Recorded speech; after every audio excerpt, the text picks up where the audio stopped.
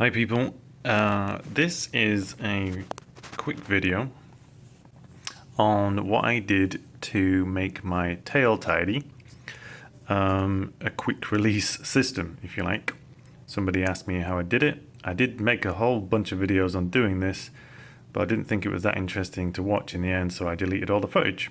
So these are screenshots from my phone I printed off. We're doing this slightly old school. It just helps me flick between these and some other items over there. But you get, well, I'm going to show you what I bought in the first instance. Where is it? So this is a modification to the Xitomer fender eliminator bracket. You can buy it off Amazon. Current price $40 in the US. And this is what it looks like normally. And essentially what we've done is take a hacksaw and cut a straight line, leaving some amount of material there on the bike side. And sorry, I just got a text. Let me turn my phone down. So leaving some amount of material there for reconnecting the plate, and you'll see that here. So there's the cut, boom, straight across, and then this, there's two plates involved. So one of the things you're going to need is a piece of maybe aluminium like this, and we need two plates in the end. So this is just a little pen up drawing of what that might look like, because one of the plates over here, which joins the two sides together, simply has 4 holes in it with tapped M5 holes in there, and the screws go through, screw into the plate, and then the plate holds the two items together, and it's strong enough to hold it in place nicely. And then this part, if you look at this plate here gets screwed behind the square hole of the bike side, and then the circular hole, which is drilled through to the exact diameter of this socket here. So that holds in snugly into that plate.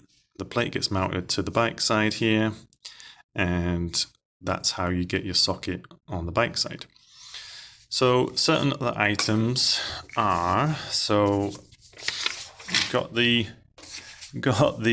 fender eliminator, then, sorry about this, then you're going to order these things: a waterproof connector male and female socket. I bought the 4-pin version, but I can't find that on Amazon at the moment. So you might need to jump up to a 5-pin and just not use one of the wires. So that just depends on what you can find at the time you're thinking you might want to do this. And the other things I collected to do mine, so that's just the envelope that these came in. Heat shrink tube to go around the soldering. Some electrical tape if you don't want to use heat shrink tubing to protect the connections that you're going to make.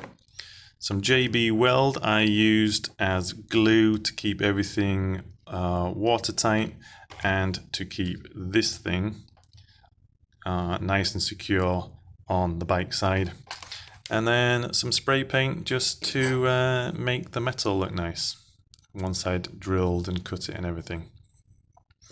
That's not exhaustive because you're probably going to need some fastener bolts. I had to cut mine down to size to keep them looking neat. These are all M5 threads.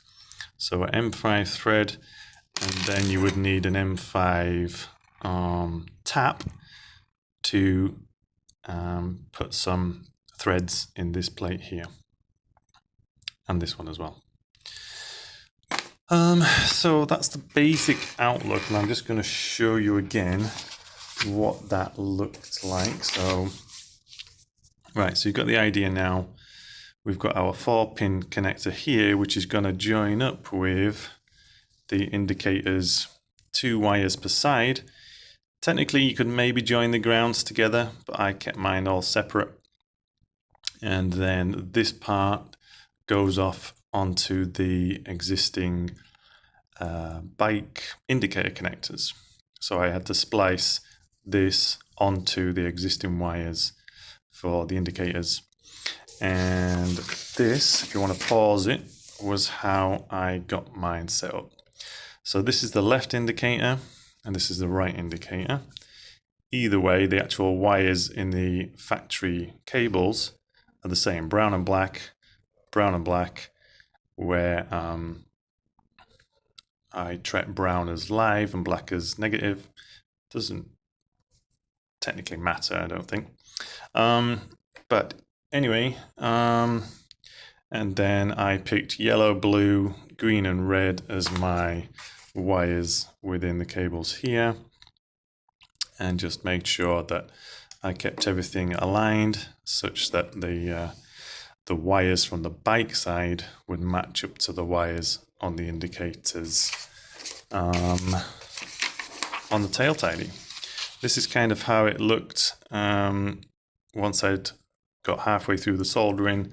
We've got our heat shrink tubing going over the solder connections, and the tail, sort of the cabling amount that was left on the tail tidy was about that much. Don't know if that helps or not. And yeah, I'll go and show you some things on the bike. Sorry, that's upside down. But I just wanted to give you an overview, an idea of how this all kind of came together. It was a little bit trial and error. So, for example, I'd already, before I'd cut this, I drilled the 4 holes into the plate, tapped the plate, and had that screwed to the fender before I even made a cut. And that meant that all these 4 holes were accurate, and I would maintain these curves exactly right. Once it was bolted back together, those curves would match up because this plate was already in place before I made the cut, if you see what I say. Then take this plate off to make the cut, and then it'll all line up really nicely. The other thing you might want to think about is, so when you have disconnected the tail tidy for the track, you want something to cover up that socket so that water doesn't get into the pins.